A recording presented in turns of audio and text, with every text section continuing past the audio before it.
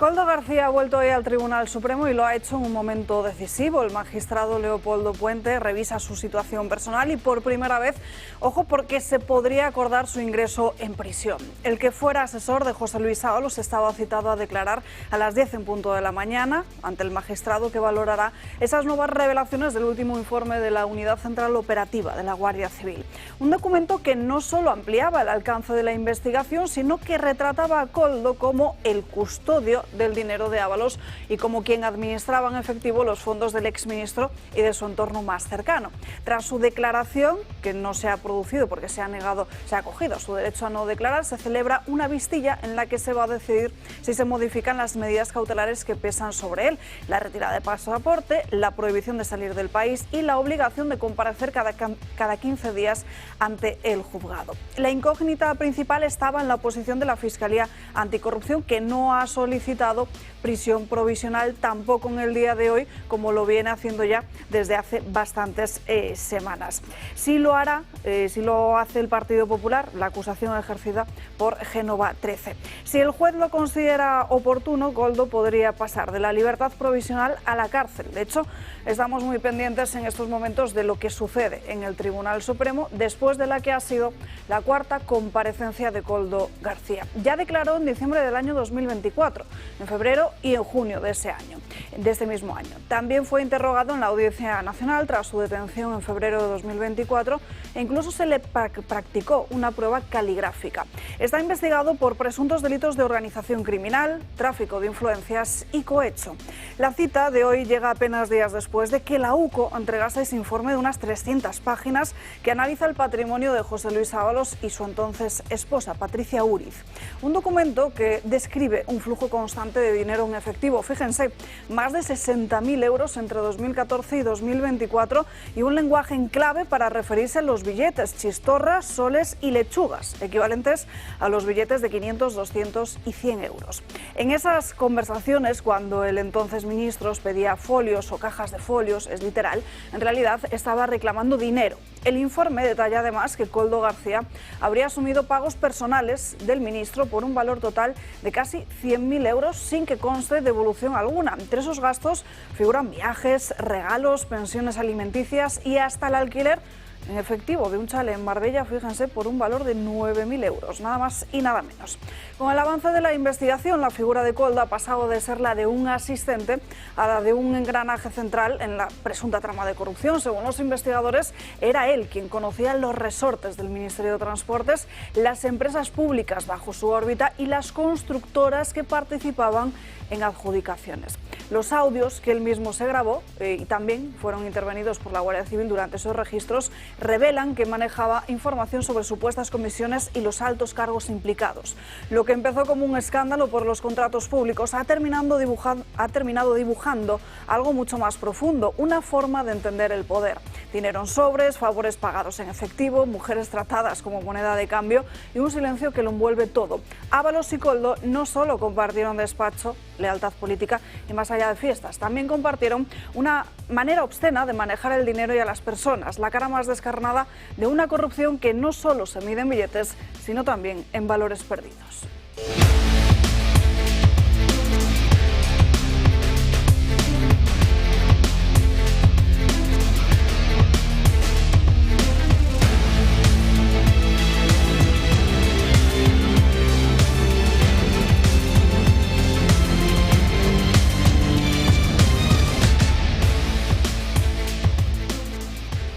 Muy buenos días, arrancamos este jueves, es 16 de octubre, comenzamos el programa de Dando Caña en esta mañana en la que celebramos en el santoral del día de hoy Santa Margarita María de Alacoque y Santa Eduvigis. Muchos asuntos, como les digo, encima de la mesa, sobre todo pendientes a esta hora del Tribunal Supremo, de lo que finalmente decide el magistrado Puente en torno a la figura de Koldo García. Hemos conocido que la Fiscalía no ha solicitado su ingreso en prisión. Sí que es cierto que en esas imágenes con las que empezábamos esta misma mañana el programa, que sin duda son las imágenes del día, veíamos que Koldo llegaba a portar una mochila de grandes dimensiones, lo que a muchos les hacía sospechar que él estuviera preparado, y así, de hecho, se lo ha confirmado él mismo a los compañeros periodistas, asegurando que un hombre precavido vale por dos. Quizás eso también se puede aplicar a las grabaciones de diferentes conversaciones. Pero en fin, hablaremos de corrupción, del gasto en defensa, de Donald Trump y esa información que desvelaban el día de ayer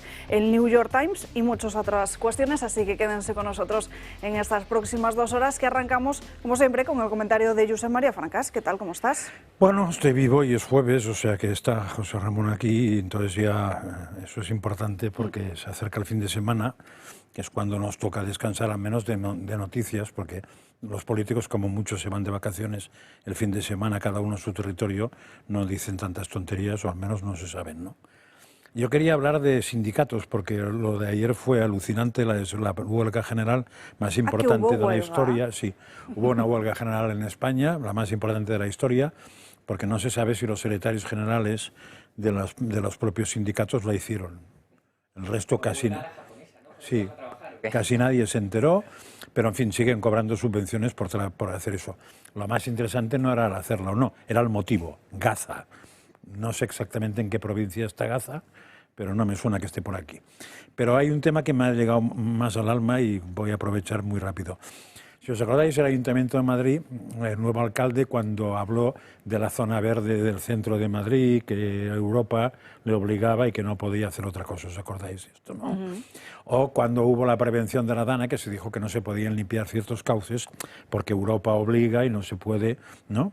O, por ejemplo, lo que pasó ayer en Cangas de Morrazo, que estuvieron muy a punto de llevarse un buen morrazo todo el consistorio por el tema del tasazo, ¿no? que les acaban de colocar a los ciudadanos, que por cierto, la tasa de basuras en Madrid, la media, que la gente sepa, son 141 euros por familia. O sea que no creo que estén muy contentos, ¿no? Y que, ojo, los madrileños, que esto es importante que lo sepan, tienen que ir a pagarla, eso es que no se puede antes, domiciliar ni va a llegar directamente el recibo de forma automática, así que también lo tengan en cuenta y que lo paguen para evitar precisamente un susto el próximo año. O sea que ni siquiera será pasivo, tienes que hacerlo tú todo sabiendo que lo has leído. Bueno, pues ahí esta mañana he leído una noticia que me ha llegado al alma, porque dice: Bruselas y el campo le paran los pies a Sánchez y su emergencia climática. Y entonces, Bruselas y el campo es un oxímoron, ¿no? Eso no puede ir junto. No, Bruselas y el campo. O sea, al campo se refiere al campo español. Entonces, el subtítulo, que es lo que explica mejor, dice: el Ejecutivo se ve forzado a relajar las exigencias medioambientales de la PAC tras las protestas del campo y las presiones de la Comisión Europea. Es decir, que la excusa de la Comisión Europea se la pueden ir tragando con patatas, porque ya se ve que al menos aquí no es verdad. Y ahora habría que comprobar si el Ayuntamiento de Madrid tiene razón, si la prevención de no limpiar los cauces tiene razón, etcétera. Porque igual nos la han colado desde hace años, y con la excusa de Bruselas, que es una señora que no se conoce habitualmente y que no podemos tratar con ella, pues nos van pegando eso, morrazos a derecha y a izquierda. Nos acompaña también en esta mesa José Ramón Riera. Muy buenos días, ¿qué tal estás? Muy buenos días, Alba, estupendamente. Aquí. Los autónomos creo que no tanto, ¿no? Si salen adelante los planes del Gobierno. Yo creo que los autónomos, sin que salgan los planes del Gobierno, están bastante fastidiados con J. Me autocorrijo. Así que cuando hablemos después de lo que le puede pasar, entonces yo creo que es que van a tener la J al cuadrado o la J al cubo.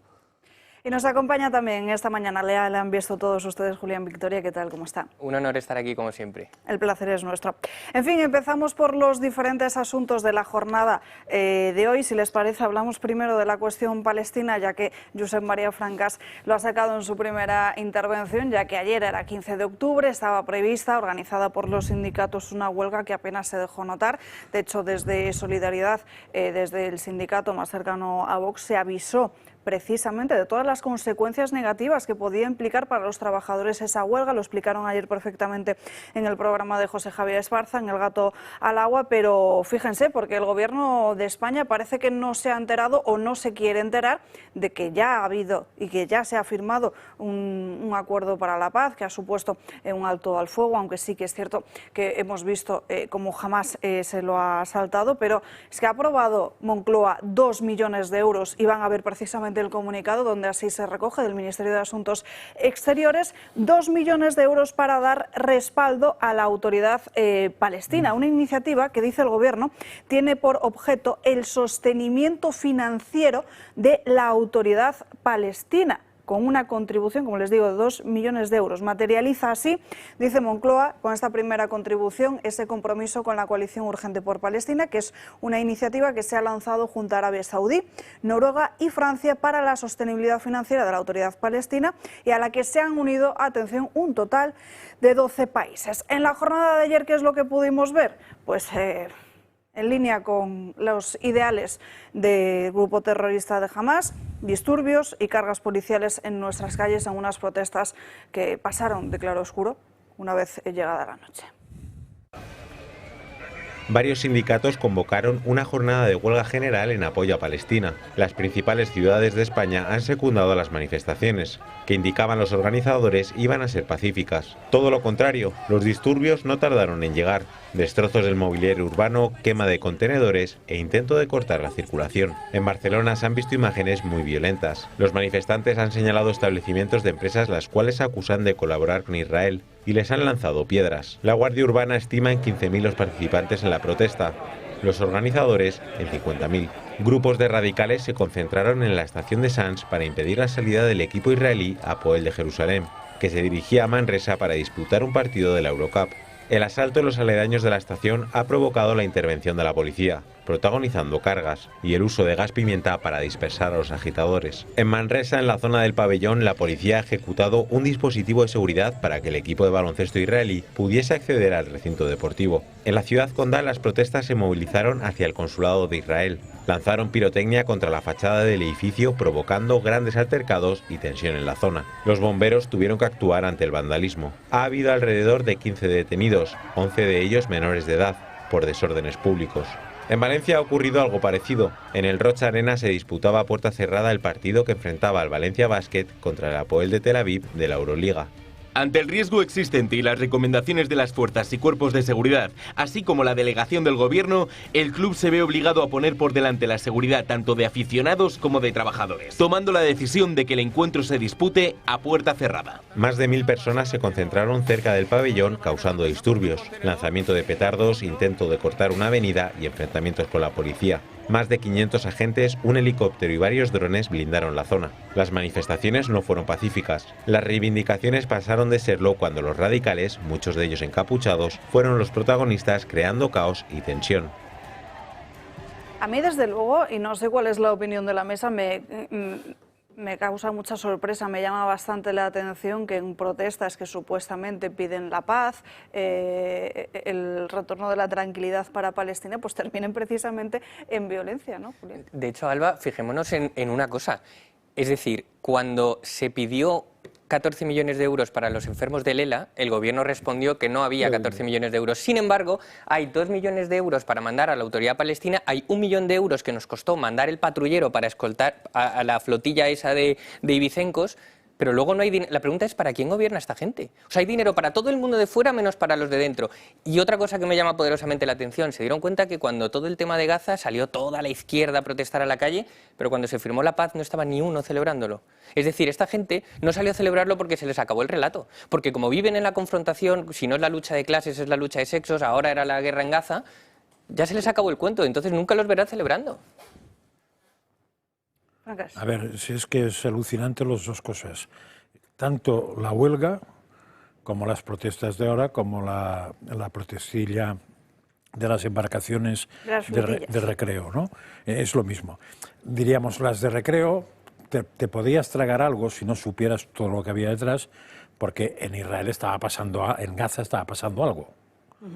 Ahora no pasa nada. Claro. Bueno, sí, lo que pasa ahora es que parte de los palestinos se están cargando a otros palestinos, que es un poco distinto de lo que estaba pasando antes. Es decir, Israel, el genocida número 1 del mundo, ha sido tan genocida que se ha retirado, ha dejado en paz a los palestinos, sigue teniendo muchos palestinos en su país, incluso algunos como diputados en su parlamento, es una manera curiosa de ser genocida. Ahora se están pegando los genocidados, Pero eso no hay que protestar porque eso debe... Hombre, puede estar bien si se pegan entre todos y desaparecen, yo creo que no llorará mucha gente, al menos de Occidente.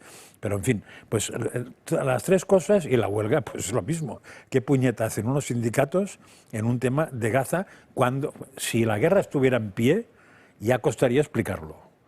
Pero si la guerra se ha parado, no es que cueste, es que es ridículo. O sea, a mí lo único que me lleva a eso es a volver a poner en el frontispicio de mi casa la frase de Einstein de que hay dos cosas infinitas en el mundo, que he dicho muchas veces, el número de estrellas y el número de imbéciles. Y que el número de estrellas no estaba seguro. Herrera. Yo creo que está todo dicho. Estamos ante una situación en la cual no se sostiene nada por ninguna parte. Todo es decir, un movimiento exclusivamente para llamar la atención e intentar tapar lo importante. La corrupción de Begoña, la corrupción de David, la corrupción de un señor que está en estos momentos encerrado en la cárcel, la de otro secretario de organización que ayer pasó y se negó a declarar, la del interfecto que conducía un Peugeot, mientras los otros tres iban sentados al lado hablando de cómo nos lo vamos a llevar todos y a ver cómo lo hacemos para que limpiar lo máximo posible a los españoles del dinero de los impuestos.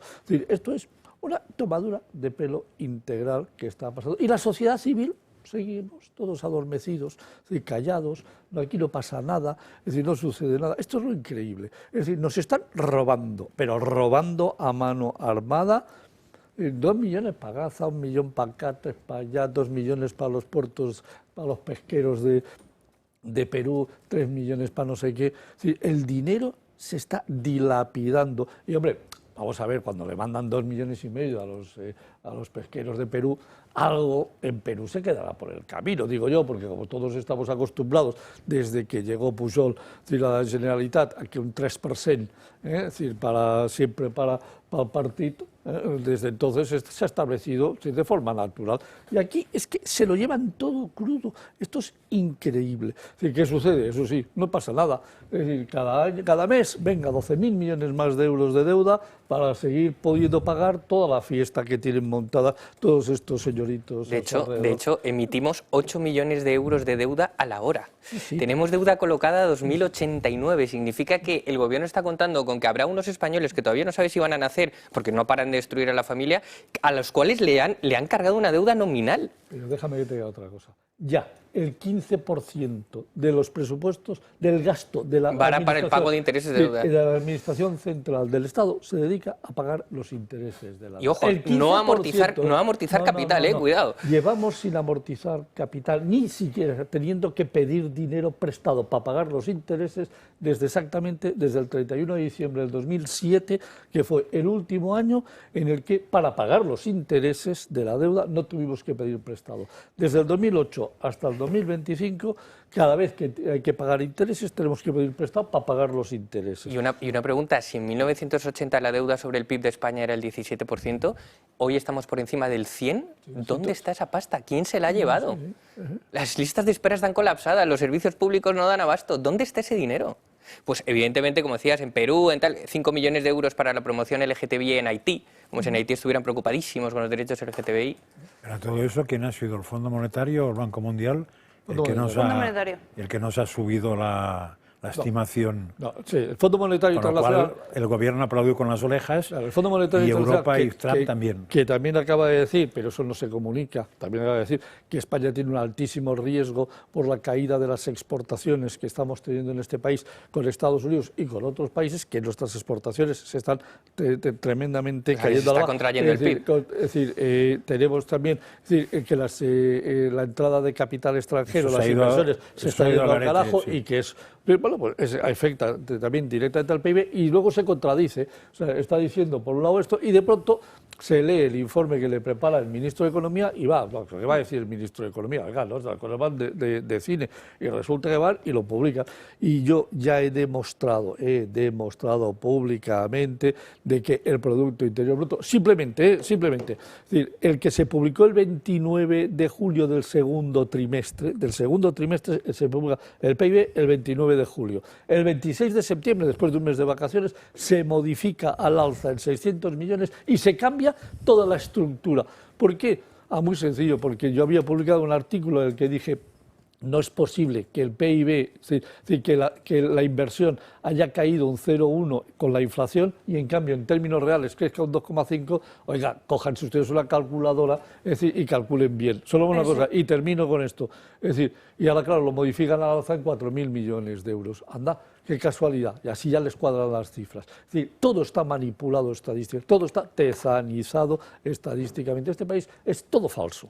Enseguida continuaremos hablando de números y de sacar la calculadora. Desde luego, los que sí la sacan todos los meses ante los números rojos son las familias españolas, pero sobre todo los valencianos. Fíjense, el último dato que conocíamos, a fecha de hace 2 semanas, si no me equivoco, es que Moncloa todavía no ha pagado el 84%, repito, el 84% de las ayudas que habían solicitado todas aquellas familias devastadas por el paso de la Dana. Fíjense que vamos a hacer ya 1 año.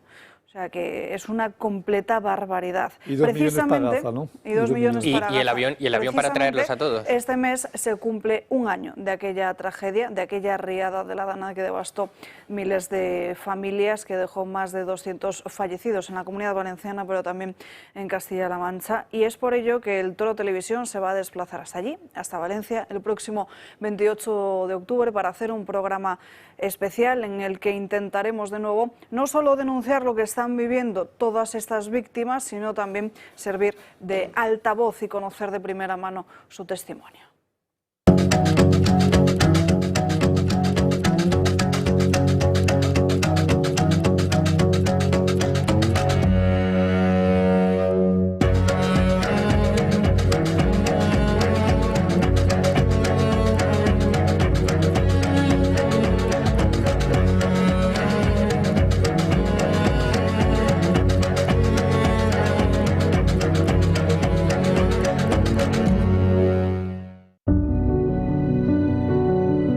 Toro Televisión viaja a Valencia el 28 de octubre para recordar la tragedia de la Dana y dar voz a quienes fueron olvidados. Asiste al programa en directo y disfruta de una cena con Julio Ariza, José Javier Esparza y Luis del Pino. Reserva tu plaza en el código QR que aparece en pantalla.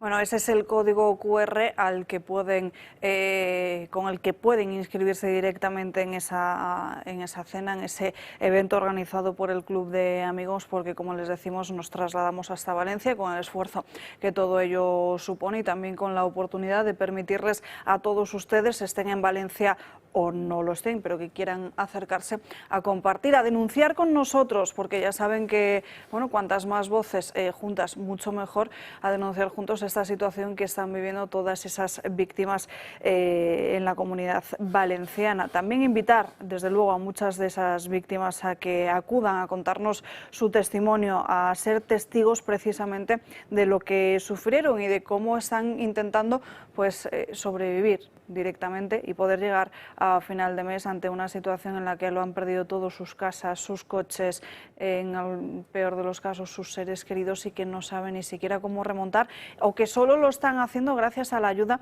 del vecino que les ha dejado dormir en sus viviendas porque a ellos no les tocó tan de cerca esa Dana. En fin, pueden, como les digo, acercarse, vivir con nosotros de primera mano esta denuncia, y además para apuntarse lo pueden hacer a través del Club de Amigos, de ese código QR que les vamos a ir mostrando en los próximos días, o también llamando al número de teléfono del Club de Amigos que les vamos a mostrar en pantalla, o incluso escribiendo un correo electrónico si así lo prefieren. El número ya lo saben, el 916162464 o clubdeamigos@clubdeamigos.org. Les repito, 916162464, clubdeamigos@clubdeamigos.org. Nos vamos a ir a la primera pausa de publicidad del día de hoy y enseguida estamos de vuelta. Aquí les esperamos.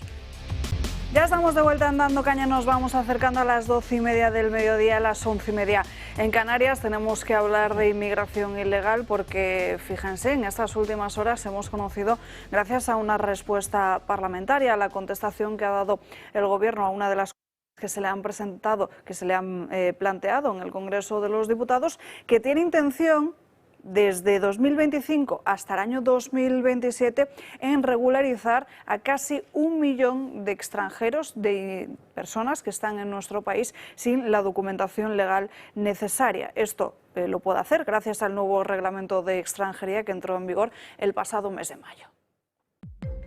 Mientras toda Europa recapacita sobre la cuestión migratoria, el gobierno español reconoce ahora que tiene previsto regularizar a 1 millón de inmigrantes, pero no en cualquier momento, sino antes de las elecciones de 2027. El nuevo reglamento permitirá la regulación de aproximadamente 300.000 inmigrantes irregulares por año, teniendo de esta manera acceso al voto en unos años.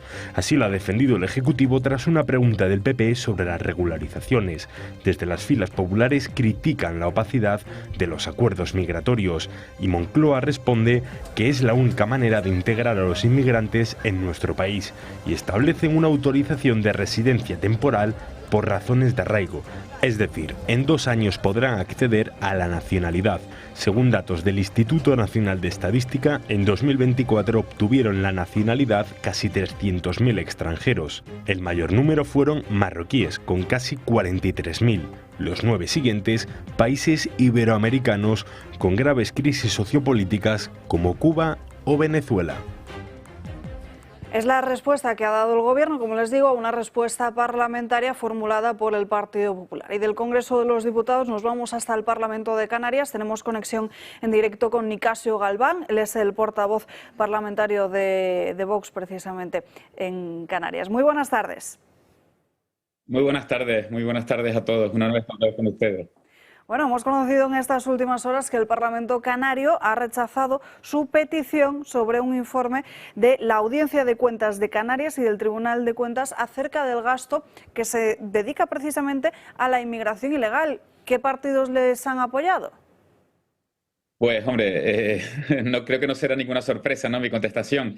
Pero a nosotros nos causó cierta sorpresa porque hasta ahora todos habían votado en contra de cualquier iniciativa que hiciéramos con respecto a la inmigración ilegal, masiva y descontrolada, por supuesto, pero en esta ocasión, el PP se abstuvo. O sea, para nosotros ha sido una sorpresa, pero ya hemos visto que ellos se mueven mucho por encuestas y ese cambio de criterio, ¿no?, a la hora de votar, pues ha tenido peso por las instrucciones de alguien que les habrá dado desde Madrid, ¿no? Pero bueno, el PP se abstuvo, que tampoco lo entendemos, porque lo único que pretendía esa proposición de ley es conocer el gasto real que nos cuesta la inmigración ilegal masiva y descontrolada en las Islas Canarias.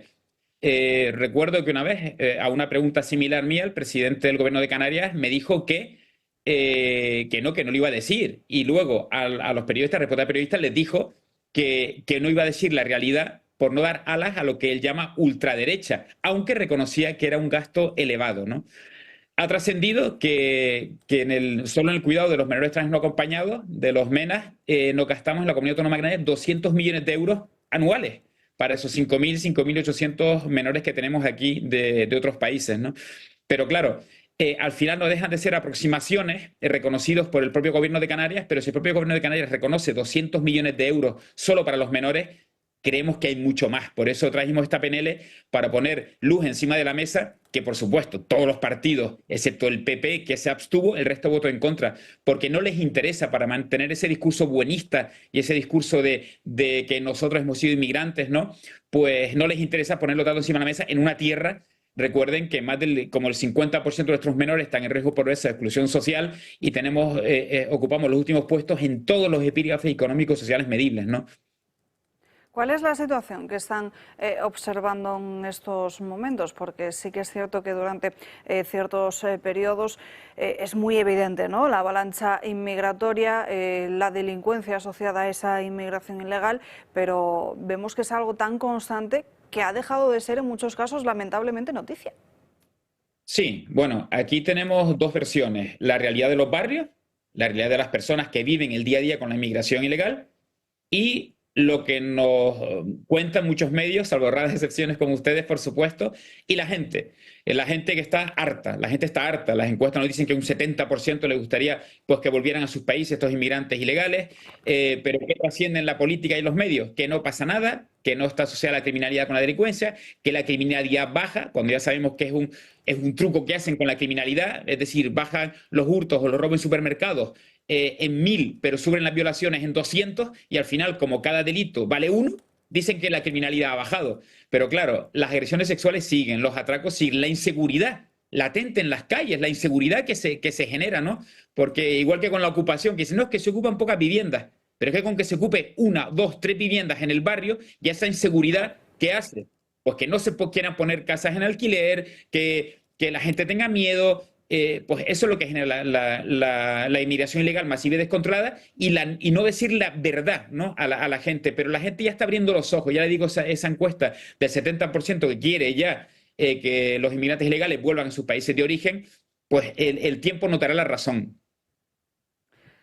Eso parece, de hecho se está notando no solo en Canarias, sino a nivel nacional. Ya que ha mencionado usted las encuestas, si no me equivoco, eran el propio El País quien recogía esta información sobre cómo 8 de cada 10 votantes de todos los partidos políticos, es decir, sin necesidad de mirar ese carné político, apoyaban precisamente las medidas de Vox en materia de inmigración ilegal, que desde luego creo que es un dato bastante interesante para tener en cuenta. Nicasio Galván, muchísimas gracias por estar con nosotros en directo. Un fuerte abrazo y todo el ánimo del mundo. A ustedes, cuando quieran estaremos otra vez aquí. Muchas gracias. Vamos a abrir página económica, porque mientras ese dinero no deja de salir, cuando hablamos de dinero público, creo que debemos empezar a hacerlo, tenemos que empezar a hablar del dinero del contribuyente para todos poder tener una reflexión y un escenario mucho más claro de hacia dónde está yendo precisamente todos los recursos, todo nuestro dinero, como les digo. Desde luego que los españoles lo están pasando mal, cada vez peor. El precio de la compra, el precio de la cesta de la compra no deja de subir. Los últimos datos muestran, y nos lo va a contar nuestra compañera Marta de Santiago, que en algunos casos productos tan básicos como la leche o los huevos llegan a encarecerse más de un 20 o un 30%. La cesta de la compra afecta cada vez más al bolsillo de los ciudadanos, especialmente en café, huevos, ternera, patatas y uvas blancas, productos que están cerca de un 20% más caros que hace un año. Según los datos del INE, la subida de estos alimentos es hasta 7 veces superior a la escalada media de los precios, que se situó en el 3% el año pasado. El café, concretamente, ha subido un 20% en el último año, siendo el producto más afectado por la inflación. Le siguen los huevos, que están un 18% más caro, y la ternera, que su precio ha aumentado un 16,5%. Y fíjense, solamente en el último mes los precios de los alimentos se han repuntado un 2,5% este mes. Debemos recordar que en 2023 el Gobierno introdujo una serie de medidas orientadas a paliar la subida de los precios. Entre ellas se determinó que el IVA de los alimentos de primera necesidad se redujese del 4% al 0% y la pasta y el aceite de oliva del 10% al 5%, pero como ven no ha servido de mucho y el precio de la cesta de la compra sigue aumentando. Este septiembre y octubre concretamente ha destacado el precio de las patatas, las uvas blancas y los huevos. Concretamente, la malla de patatas de 5 kilos ha incrementado su precio en un 12,7%. Por su parte, las uvas blancas lo han hecho en un 12,5% y la docena de huevos un 10,3%. Y si quieren saber más subidas de precios de alimentos afectados, les conviene saber que entre otros productos encontramos los champiñones, las naranjas, la harina de trigo, el arroz, los macarrones, las cebollas, el aceite de girasol, las manzanas y el brick de leche. En definitiva, llenar la cesta de la compra sigue siendo un desafío para muchas familias. Aunque las medidas fiscales han intentado contener la subida, la realidad es que los precios continúan al alza y afectan directamente al día a día de los ciudadanos. Gracias, Marta. Fíjense, espectaculares subidas, Julián. Alba, ahora que estamos hablando de dinero de los contribuyentes e inmigración ilegal, si me permites, varias cosas al respecto. La primera, que todos sabemos que el Partido Socialista quiere regularizar 1 millón de inmigrantes ilegales porque quiere mantenerse en el poder alterando artificialmente el censo electoral. Pero no se nos puede olvidar que hace muy poquito PP y PSOE votaron a favor de regularizar a otros 500.000 inmigrantes, con lo cual esto no es una cosa exclusiva del Partido Socialista. Como bien comentaba Nicasio antes, a ellos pidieron una fiscalización del gasto de la Comunidad Autónoma de Canarias en inmigración ilegal. Nosotros también lo pedimos en Madrid, ya ven que somos un partido coherente y avanzamos en la misma línea en todos los territorios. Pero aquí pasa una cosa aún más grave, y es que como en Madrid el Partido Popular disfruta de una mayoría absolutista que no absoluta, ni siquiera nos dejaron votarlo. Tumbaron nuestra iniciativa a puerta cerrada, es decir, en los despachos, nos lo tumbó la mesa de la Asamblea, donde disfrutan de mayoría, y no nos dejó preguntar o solicitar a la Cámara de Cuentas, que compete a la Asamblea de Madrid y a la Comunidad de Madrid, cuánto se gasta de dinero público la señora Ayuso en inmigración ilegal. Con lo cual, nosotros que somos cabezones, registramos una petición de información por escrito en la Asamblea de Madrid solicitando por escrito así también que nos comunicaran cuánto dinero del contribuyente se destina a inmigración ilegal. ¿Saben cuál fue la respuesta del Gobierno de la Comunidad de Madrid y de la señora Ayuso? Es imposible calcularlo. Es decir, los que venden la gestión como la clave de bóveda de su programa electoral, los que dicen que el Partido Popular es que sabe gestionar, no saben cuánto dinero se gastan en inmigración ilegal. Ya no me quiero imaginar cómo están gestionando el resto de cosas. Esto es muy grave. Y todo esto que hemos visto en la televisión del aumento del precio de la compra, o mejor dicho, la pérdida del poder adquisitivo, porque es que las cosas no están subiendo de precio, lo que está bajando es el poder de compra del fiat, del dinero, del papel moneda. Todo esto es culpa del bipartidismo. Con 50 años de políticas irresponsables que nos han endeudado y han expoliado nuestros ahorros. Es que a mí lo que me choca es que se pregunte eso en forma de votación. No entiendo. Porque al menos en el Parlamento de Cataluña eso se hacía de dos maneras, o pregunta oral o pregunta escrita. Otro asunto es lo que te quieran responder. Hay que reconocer que hace 20 años era muy difícil que no te respondiera ningún parlamento. Había una educación democrática mínima que hacía que si preguntabas te tenían que responder, con lo cual huían de que preguntaras. Y además, como las preguntas, digamos así como lo otro, tiene que ser la mesa la que apruebe las iniciativas que entran, en las preguntas no aprueba nadie, ni siquiera el grupo.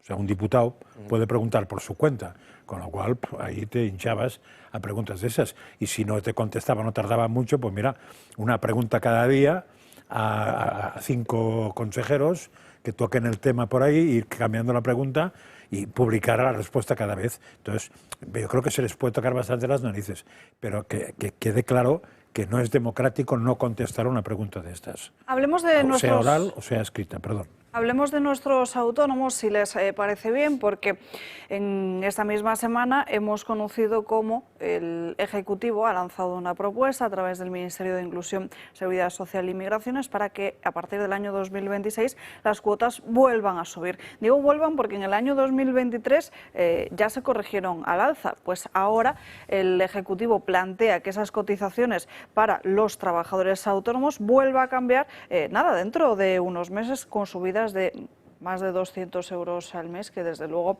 creo que van a ser el último varapalo para estos trabajadores por cuenta ajena, llegándose muchos incluso a plantearse el dejar de ser autónomos porque es que ni les compense trabajar. Sí, vamos a ver, es decir, lo que está planteando en estos momentos el Ministerio de Inclusión, Seguridad Social y Migraciones es una subida entre el 4% y el 35% dependiendo de los baremos, a efectos de las cotizaciones, de cómo lo van a pagar, cómo se tiene que pagar por parte de los autónomos. Esto se mide en base a la facturación. Yo hoy lo que quiero enseñar, porque te he traído unos datos, es que veamos qué es lo que ha pasado desde el punto de vista histórico, porque hay en estos momentos un parón en la recaudación, y un parón en la recaudación que solo se explica de una manera, que lo haré después.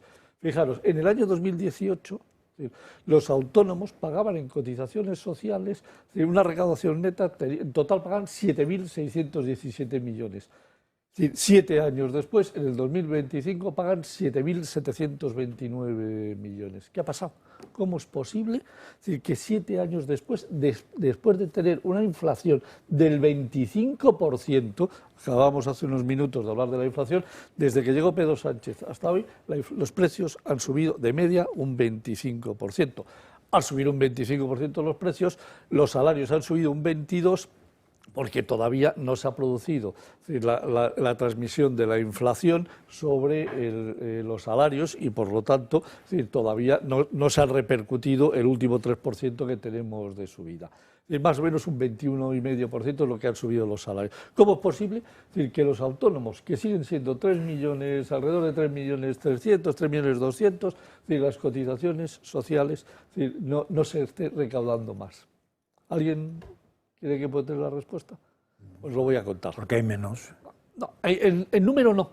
En número no. Lo que hay, es lo que están saliendo son autónomos que ganaban más dinero, es decir, que eran empresarios y que tenían empresas y que habían montado empresitas de 2, 3, 5, 6, 7, 8, hasta 9 trabajadores, es decir, que, bueno, pues eran negocios que estaban funcionando, empresas que estaban funcionando, esos se están cayendo y están desapareciendo porque no hacen más que desaparecer pequeñas y microempresas, y lo que aparecen son las nuevas startups, los pequeños que ganan muy poquito dinero y que tienen muy poca capacidad todavía adquisitiva porque son jóvenes que están empezando a nacer y que todavía no tienen la misma capacidad de generar ingresos. Entonces estamos cambiando gente de alto, digamos, de más ingresos por gente de muy bajos ingresos, y lo tenéis ahí.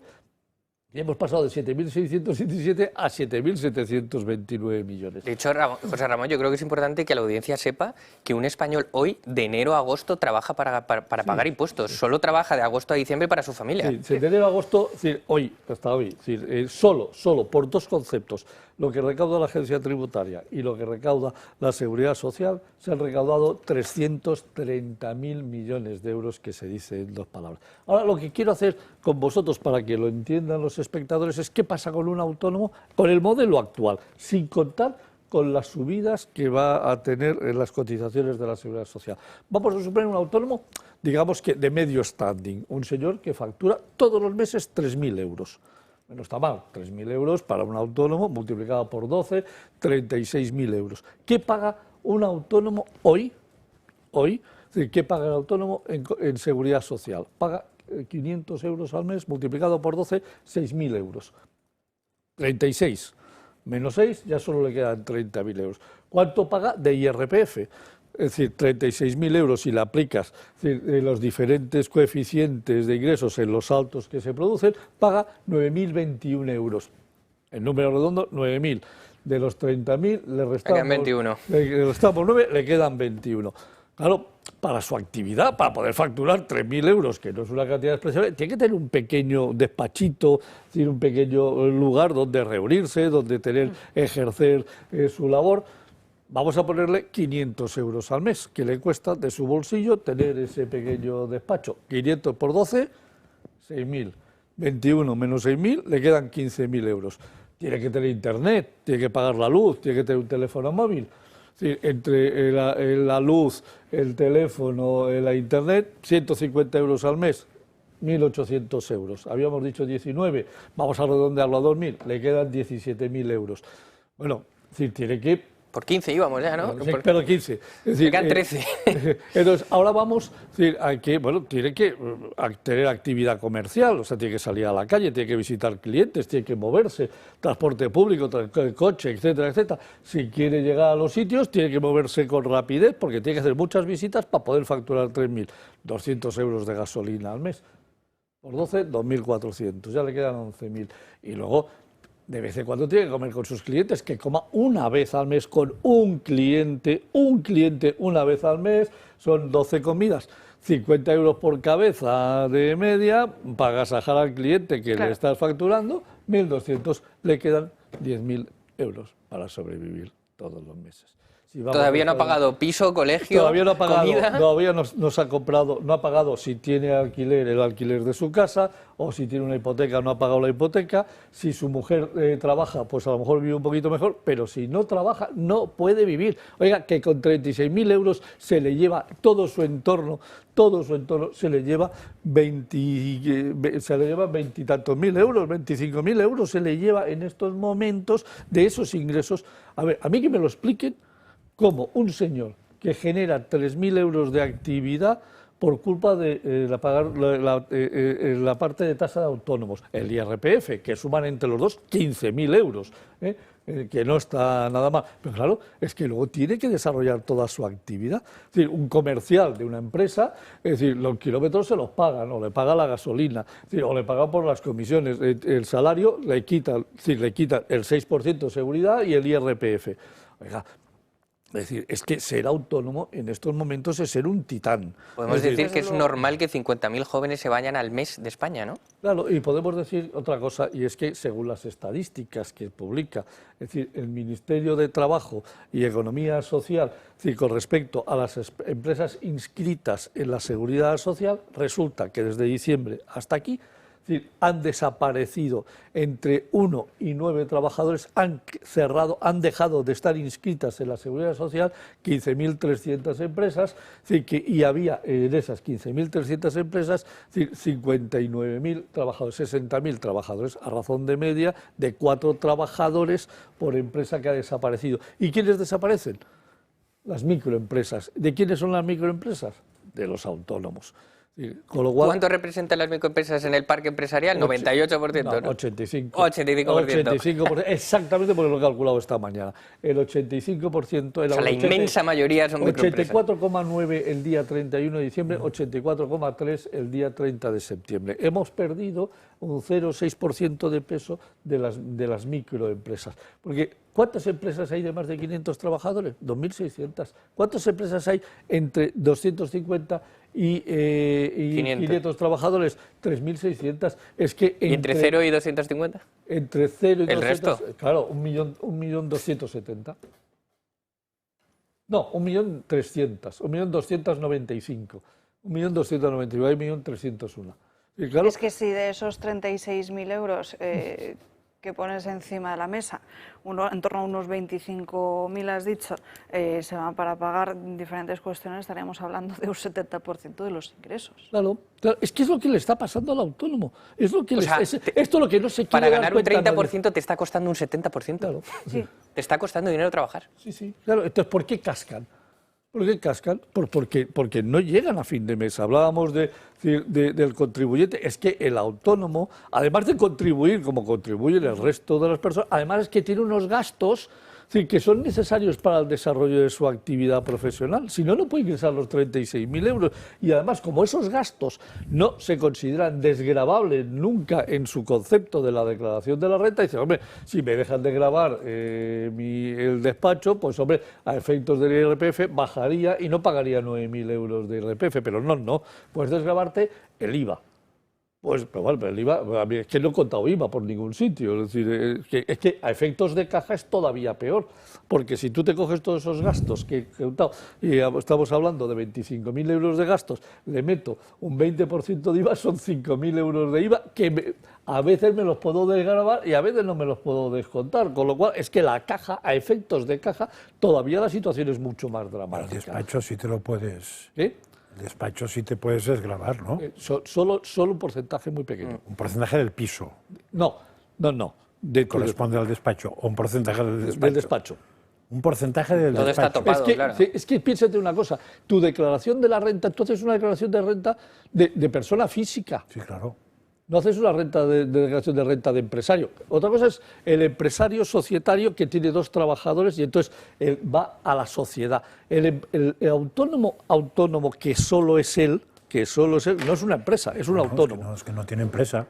Claro. Es que no es SL ni S nada. No es nada. Es Pepito Pérez. Es José María Francás Pérez, o claro. José Ramón Riera, que sale a la calle a vender y que necesita, desarrollar una actividad con una serie de gastos. El kilometraje no te lo puedes desgravar, la gasolina no te la puedes desgravar, te puedes desgravar el IVA, pero no la gasolina. Te puedes desgravar el IVA del internet y el IVA de la luz, pero no te puedes desgravar del gasto para hacer en tu declaración. ¿Y eso de la cuándo ha renta. cambiado? Porque antes sí que se podía, hace años sí se podía. Y antes se podía el 100% del vehículo de empresa y ahora es el 50%. Claro. Y a todo esto súmale también la vivienda, que es el precio de un alquiler o de una compra también está. Que ya supone el por las 50% del nubes, sueldo. Un 50% apunta Julián. Es interesante esta información que publica esta misma mañana El Mundo, que hace referencia a un informe que se ha hecho en Bruselas, que estaría desmontando El control de los alquileres que defiende Sánchez considera este informe que es contraproducente. Estamos hablando de un documento de la propia Comisión Europea y además señala que como los jóvenes españoles son los últimos a nivel europeo en abandonar la casa familiar, el hogar de sus padres, para poder independizarse. Y encima de todo esto, ¿qué tenemos que sumar? Pues ese impuesto de basuras. Es el impuestazo, el tarifazo que han llamado muchos, y que no solo supone una complicación para muchas familias, sino que también momentos de tensión a nivel político. Van a ver en sus pantallas el caos generado en Cangas de Morrazo, en Galicia, después de que una protesta vecinal se transformara en algo muchísimo peor. Una verdadera manifestación que se había convocado a través de las redes sociales dio bastantes complicaciones y quebraderos de cabeza a los agentes que allí se encontraban, hasta llegar a una situación un poco violenta para la mayoría de los presentes. En el interior de ese consistorio se estaba celebrando en esos momentos el pleno de la mancomunidad, que incluye diferentes comunidades, la de Cangas, la de Moaña y también la de Bueu. Estaban votando para dar luz verde a esa nueva ordenanza municipal por la que se aplica una importante subida de la tasa de basuras. El cabreo de los vecinos, se pueden imaginar, era más que evidente en todas esas imágenes. Incluso algunos llegaron a acceder, como están viendo, al pleno hasta completar el aforo. El resto se quedó fuera. Los ánimos se fueron caldeando con diferentes gritos y cánticos que dieron incluso hasta una situación de enfrentamiento con los agentes o de contenedores y material urbano, incluso en plena calle. Veamos en qué consiste este impuesto, esta tarifa de la tasa de basuras. El precio que pagan los españoles por la recogida de basura se ha disparado hasta máximos históricos por una nueva tasa del Gobierno. Este servicio se ha convertido en el producto que más ha subido de precio en el último año. El IPC de septiembre refleja que la recogida de basuras es ahora un 30,3% más cara que en el mismo mes de 2024. Este servicio ha estado tradicionalmente basado en precios bastante estables. Por ejemplo, en lo peor de la oleada de inflación que arrancó en el año 2021, las subidas de precios de la recogida de basuras no llegaron a superar el 1% en el 2021, en el 2022 ni en el 2023. Sin embargo, con la llegada de 2025 los precios aumentaron y la inflación se incrementó hasta el 8,8% interanual, más del triple de lo que se registraba a finales de 2024. Y finalmente, en septiembre, los precios dieron un nuevo subidón hasta situar el incremento en el 30,3% en el conjunto del país. Un alza que coincide con la implantación de esta tasa en el Ayuntamiento de Madrid, que empezó a pasar los recibos el mes pasado. El motor que está impulsando esta escalada de precios es la implantación paulatina de las tasas municipales de residuos. Desde abril de este año, los ayuntamientos en localidades que superen los 5.000 habitantes están obligados a cobrar una tasa específica para financiar la recogida de residuos. Una subida que marca un antes y un después en el coste de un servicio esencial y que abre el debate sobre quién debe pagar la factura de los residuos. Y ojo, vecinos madrileños, porque se lo contaba al propio Josep María Francas y a José Ramón Riera antes de empezar el programa. Seguramente muchos de ustedes también lo desconozcan. Están llegando durante estos días unas notificaciones por parte del consistorio para que el ciudadano pague este impuesto de la basura correspondiente para el año 2026, ya que actualmente esa tasa de basuras no se puede domiciliar. Se podrá domiciliar la del año que viene, la del año 2026, pero la de este mismo año no, Francas. Al menos te llega el papelito diciendo... Te llega el papelito, bueno, pero si a alguno no le llega el papelito... ¿Y no te lo cobran el papelito? No. Pero si a alguno no le llega el papelito, cobrar un par de euros por el papelito, Pero ¿no? que estamos en la administración pública de Mariano José de Larra. Hombre, si es que... Venga usted mañana y con manguitos y... Sí, tenemos un ministro de Transformación Digital que está haciendo política, con lo cual no hay nadie al volante. Pero Alba, si me permites, contémosle bien a la audiencia cuál es el origen perverso de esta tasa. Una tasa que ya se está cobrando en muchos municipios de España, salvo en aquellos donde Vox, por la fuerza que tiene, está dando una batalla titánica para impedir que se aplique. Lo hemos conseguido en varios municipios de la Comunidad de Madrid, por ejemplo. La tasa de basuras es una cosa que pactaron Partido Popular y Partido Socialista en Europa, los dos, aprobaron la tasa de basuras, bajó como directiva a España, y en la transposición que hizo el Parlamento español de esa directiva, el Partido Socialista votó a favor y el PP se abstuvo.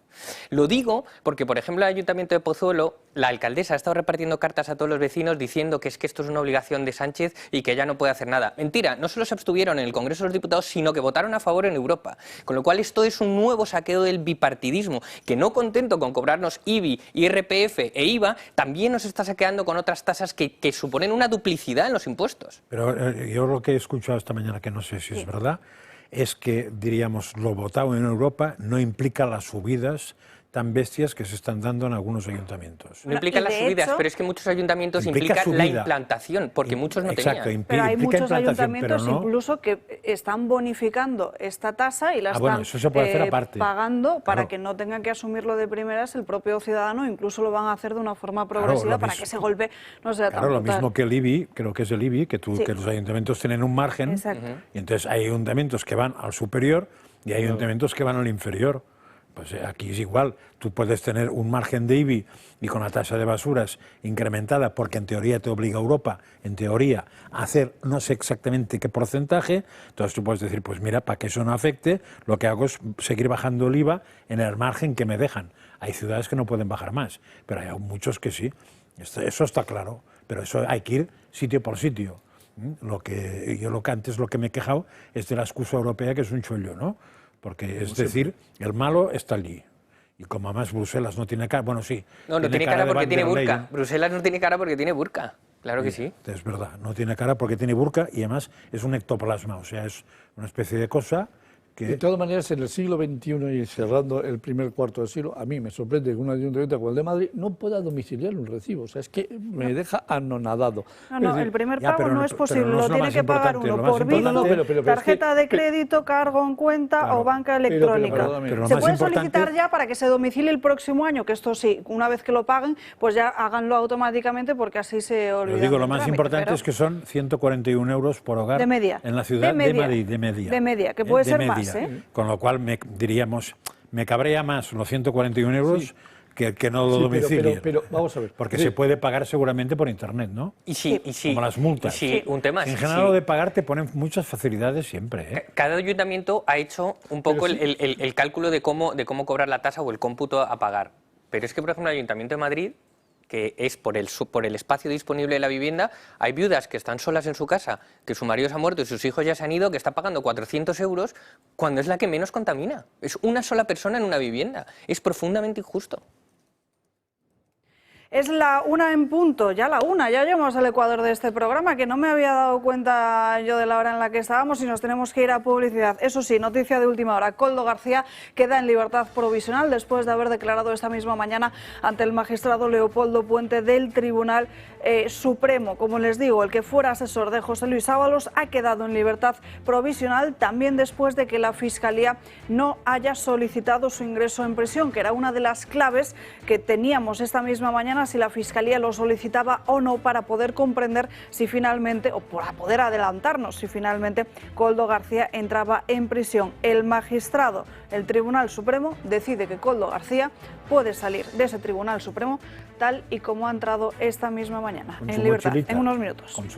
Ya estamos de vuelta en Dando Caña, pasan 6 minutos de la 1 en punto de la tarde. Como les decía antes de irnos a esta breve pausa de publicidad, es noticia de última hora de Koldo en el Tribunal Supremo. Desde las 10 en punto de la mañana estábamos muy pendientes de cuál podía ser la decisión del magistrado, de si enviaba a prisión provisional al que fuera asesor de José Luis Ábalos o si no. Finalmente el magistrado ha decidido también seguir los pasos de José Luis Ábalos y le ha decidido mantener en libertad provisional justo después de que Koldo, del que fuera asesor de José Luis Ábalos, se haya acogido a su derecho a no declarar. Además, la Fiscalía Anticorrupción no había pedido para él prisión provisional, como tampoco hizo ya en esta víspera con el que fuera ministro. Sí lo ha hecho la acusación que ejerce el Partido Popular. Sin embargo, Koldo García queda en libertad provisional. Enseguida hablaremos de ello. Antes, las crónicas de Manicomio de Gabriel Serrano. Gaby, muy buenas tardes. Muy buenas tardes, Alba. Somos unos afortunados,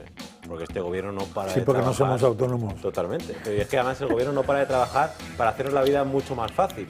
¿no? Para llenarnos los bolsillos, para tener pues, una sociedad muchísimo mejor, para que prosperemos. Yo voy a mirar tus bolsillos después. Pues están más vacíos que tengo agujeros por todos lados. ¿Eso es el chiste de hoy? Sí, hoy no hay chistes, hoy es todo de inteligencia, Franca. Para que cada uno lo capte. Vas bien. Porque el gobierno está trabajando para todos ustedes y por ende para nosotros también. Entre las reformas de estas prestaciones flexibles, la jubilación, ¿no? Los cambios del empadronamiento, ahora las pensiones de viudedad. Porque vamos a ver la nueva reforma, el nuevo borrador del Ministerio de Seguridad Social liderado por Elma Said, que, se lo digo ya, le va a agradar muchísimo. Porque las parejas ahora sin papeles, ¿vale?, pero con hijos, van a tener derecho a cobrar la pensión de viudedad. Esto quiere decir que el gobierno va a proponer, esto es un borrador y lo quiere sacar mucho más adelante, eximir de acreditar ser matrimonio, ¿vale?, o pareja de hecho si se demuestran 2 años de convivencia por empadronamiento. Ahora mismo, pues una persona normal que tiene que ir al registro, alegar pues, matrimonio, ya sea por lo civil, por la Iglesia, hacerse pareja de hecho para cobrar este tipo de pensiones. Pues ahora lo que quiere premiar es que a las personas, a los inmigrantes ilegales, con un simple trámite que es un empadronamiento, que ya sabemos lo que ocurre en España con los certificados de empadronamiento, podremos irnos, hay muchos ejemplos, los más destacados, los que ha ocurrido aquí en Madrid, ha ocurrido en Ciudad Lineal, ha ocurrido en Barcelona, ha ocurrido en Gran Canaria, en pisos, que de repente hay 120 personas empadronadas, en otros hay 200 personas y los propios dueños de la casa, de la vivienda, no saben y se dan cuenta cuando van a la policía de que tienen a este número de personas empadronadas en su casa y ellos mismos luego no se pueden volver a empadronar por todos los trámites administrativos que conlleva. Pues ahora el gobierno quiere eximir ser matrimonio, ser pareja de hecho, para poder cobrar la pensión. ¿Y esto qué hace? Beneficiar a los inmigrantes ilegales y a los ciudadanos españoles que en el fondo gobiernan para nosotros, con nosotros, nos dejan de lado. Se va a comprar votos, punto y aparte. Un organismo como la Seguridad Social que proponga este tipo de cosas, olvidándose que este año va a necesitar 50.000 millones de euros de transferencias corrientes para poder hacer frente a los gastos, significa que, es decir, demuestra un desconocimiento absoluto. Bruselas está muy preocupado, pero como Bruselas, como dice Francas, tienes una señora bruja que está ahí, que no sabemos, unas veces va vestida y otras no, es decir, no sabemos ni lo que pinta ni lo que hace. El Fondo Monetario Internacional, que se equivoca 3 veces de cada 4 cada vez que habla de España, dice que, y la única que acierta es con el tema de las pensiones, se dice que tenemos un problema muy grave con las pensiones contributivas, y lo que se le olvida también al Fondo Monetario es que la Seguridad Social paga pensiones contributivas, pensiones no contributivas, incapacidad laboral, ingreso mínimo vital y todas otras muchas más cosas que llevan realmente a un déficit de 50.000 millones de euros, que eso sí, le mentimos a Bruselas, pues no le contamos que mandamos 50.000 millones para equilibrar las cuentas y que como mandamos un poquito más, le mandamos 52 o 53.000 millones este año. Hay superávit. Hay superávit de 3.000 millones, como le hemos dicho a Bruselas el día 30 de junio. No, quedan 3.000. Hay 3.600 euros de superávit contable en la Seguridad Social. Claro, se les ha olvidado decir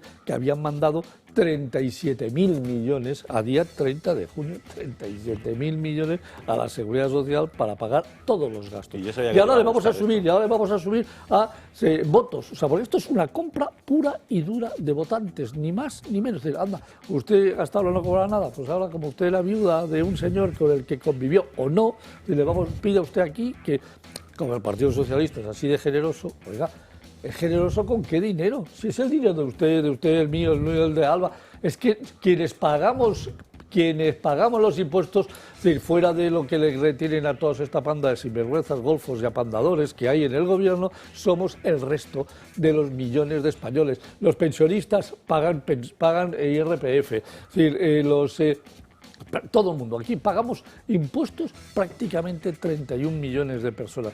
Y ahora nos van a pedir más dinero para esto. Bueno, ya está bien, hombre, ya está bien. O sea, vamos a decir que somos contribuyentes y vamos a decir que hasta aquí hemos llegado, porque no podemos permitirnos el que regalen nuestro dinero. Ya me has cabreado. Me has hecho que me cabre. Me has hecho que me cabre. Hay que cangas de morracear. Sí. Sí, hay que manifestarse. O sea, decir, se me han hinchado las narices los morrazos. Y se ha acabado. Como los vecinos que veíamos antes, desde luego. Sí, se me han hinchado los morrazos. Eso. Además proponen que haya 2 requisitos. Uno, que tengan al menos un hijo en común y otro, que acrediten 2 años de convivencia estable. Pero es que no hace mucho el Tribunal Superior de Justicia de Asturias denegó la pensión a una mujer, porque su marido falleció y esta mujer pidió este tipo de pensión mensual, se la denegaron a pesar de acreditar que llevaban 22 años juntos, 2 hijos en comunes, y lo único que pasa es que no estaban registrados como pareja de hecho. Es que es la exigencia, o sea, la exigencia oficial es que estés casado o por lo menos pareja de hecho. Claro, no, y en el caso de la viudedad, que enviudes. No, siempre. Porque eso de momento no has dicho nada. Supongo que tienen que enviudar. Hombre, claro, para tener la pensión de viudedad. No, es que son capaces. Habrá alguno que de dártela sin enviudar. Que se presuma su viudedad.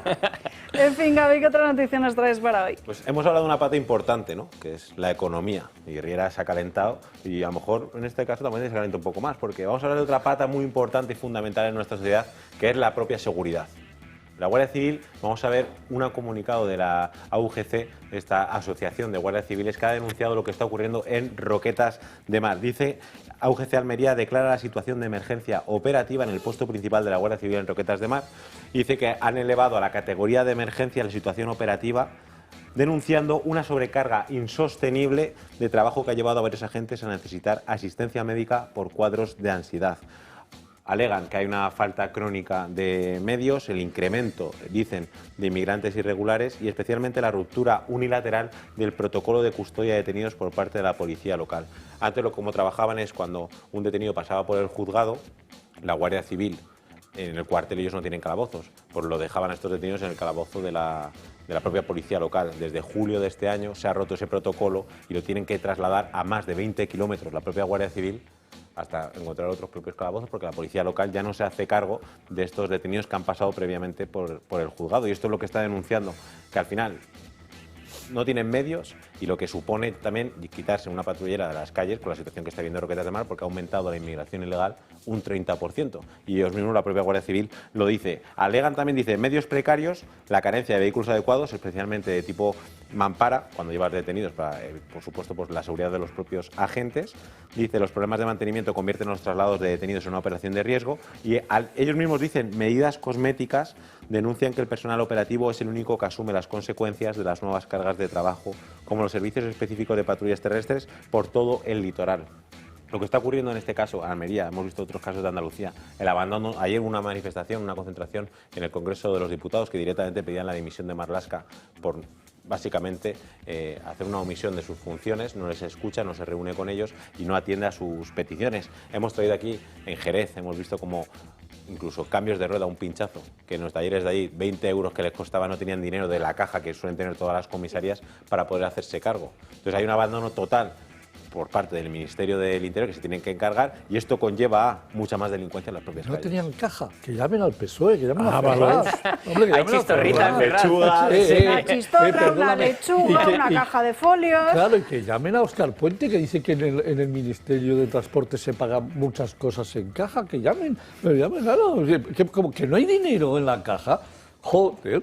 Si quieren ayuda, que la pidan. Hombre, por favor, que le explique, que le llamen a Ferraz y que les pregunten cómo se hace caja. Gabriela, además, no entiendo una cosa, si en los cayucos solo van médicos, ingenieros, todos esos que nos hacen más fuertes como sociedad y vienen a contribuir, no lo entiendo. Aprovechemos a desmontar la gran falacia, no la gran, pero una de las grandes falacias de nuestro tiempo, que es que España necesita inmigración para sostener el estado del bienestar y las pensiones. Resulta que en el último informe que publicó la Fundación Disenso, el cual es espectacular, arroja varios datos esclarecedores. El primero, que un inmigrante tiene que cobrar más de 45.000 euros para que tenga superávit fiscal, es decir, que contribuya más a la sociedad de los recursos que detrae del Estado en educación, sanidad, servicios sociales. Bien, el 90% de los inmigrantes que llegan a España, evidentemente no cobran 45.000, de hecho creo que están en 19.000. Si encima ese inmigrante viene, él mismo no cumple su propia factura, pero además viene con mujer e hijos, es uno que no paga ni su propia factura y otros 3 que viven gratis. Pero es que además el paro entre españoles es del 10% y el paro entre población africana es del 25%. 1 de cada 4 africanos está en el paro. ¿Cómo se atreven a decir que han venido a pagar aquí las pensiones y a contribuir al sostenimiento del estado del bienestar si todos nos cuestan dinero? Es uno de los dogmas que está instalado. Ese, está instaladísimo. El que la macroeconomía Ojo, la define. Tenemos 3 millones de personas en el paro y necesitamos inmigrantes para venir a trabajar. ¿Y esas 3 millones de personas? La macroeconomía va de cine, es falso. Primero, Ya. porque el PIB está falseado, punto. Ya. El paro está falseado, punto. Sí, los afiliados a la Seguridad Social, sí, cada vez que hay un tío que trabaja 4 veces, está 4 veces afiliado a la Seguridad Social. Sí, las afiliaciones de la Seguridad están falseados, punto. Sí, toda. Ya. La economía es falsa en este país, es mentira, es decir, es falso. Entonces, vamos a, Pero como lo vamos a repiten, caer nosotros lo repiten continuamente. Ya, pero no se lo demos además. No, sí, Es falso y la gestión gubernamental va como un cohete, porque además, tenemos que hablar también, la Guardia Civil está muy preparada para atacar el problema de las narcolanchas. Tienen motores, patrulleras muy grandes y no están aparcadas y no están destruidas. Tienen, el Guadalquivir está lleno de guardias civiles avistados, en el caso que venga un fardo, ¡pum!, lo cogen. Y esto lleva también a consecuencias que se pueden ver incluso a plena luz del día. Vamos a ver lo que ocurrió ayer en Fuenlabrada. En las imágenes van a poder ver cómo un grupo de empresarios chinos, esto es en Cobo Calleja, cerca del polígono industrial, al fondo de la vía aparece un Seat Ibiza rojo que se para adelante y vemos como 4 personas se van a bajar armados y directamente les van a robar. Esto dicen, uy, los ladrones van por la noche para no ser vistos, pues esto es lo que ocurrió ayer mismo a plena luz del día, como estamos viendo, y estos empresarios chinos les robaron todos sus maletines o todas sus pertenencias. Y no es el primer robo que hicieron, porque presuntamente estos mismos ladrones perpetraron otro robo en el mismo día. Les pegan a algunos de ellos, les tiran al suelo y se lo llevan, meten en el coche. Entonces saben perfectamente quiénes son y dónde están. Estamos hablando de Cobo Calleja, la zona industrial, que muchos empresarios van allí a cerrar sus propios negocios y, por supuesto, sabían dónde ir. A los que le han atacado son chinos. Sí. Espérate que se lo cuenten a lo mejor lo hemos colgado algún día del dedo gordo del pie, alguno de estos del coche rojo. En fin, Gaby, gracias por estas crónicas de manicomio. Porque es que... Te sientes claro, protegido. como estoy súper feliz, si Dios quiere voy a ser autónomo, padre inminentemente, le voy a dejar una sociedad a mi hijo increíble, ¿verdad? Y como no eres autónomo... Vámonos, ¿por qué no vamos a quejar? No eres autónomo. Y perdón, Piensa que podrías estar peor. Totalmente. Los autónomos y perdón por lo están. calentar la riera, que he visto que... Bueno, Me ha venido muy bien. Me ha subido la... Te había dormido un poco y... Me ha subido la adrenalina y me he venido arriba. En fin, Gaby, gracias. A vosotros. Bueno, vamos con más asuntos. Vamos con página de corrupción. Como les decía, el magistrado Leopoldo Puente, el magistrado del Supremo, ha dejado en libertad a Koldo García. Considera y explica las razones en el último auto que ha emitido esta misma mañana, que no se cumplen los requisitos legales para poder enviarle a esta prisión provisional. No ve riesgo de fuga, tampoco riesgo de reiteración delictiva o de destrucción de pruebas. Sí que las mantiene Puente, el magistrado del Supremo, las medidas cautelares que también tenía que estar cumpliendo hasta este momento, que es la prohibición de salir de España con la retirada del pasaporte y además una comparecencia de cada 15 días frente al Tribunal Supremo.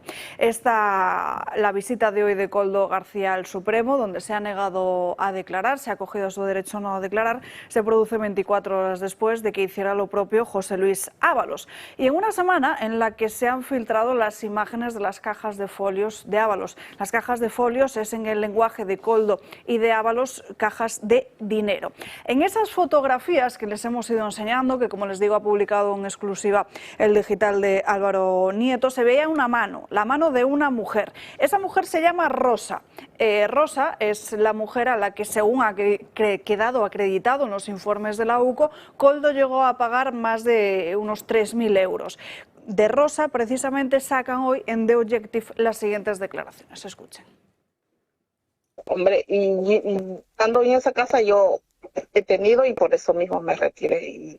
Y Carolina lo sabe muy bien que llegó un momento que las dos teníamos miedo. Manda más que el presidente. Y ya he dicho que si a mí me pasa algo, pues ya saben lo que me van a...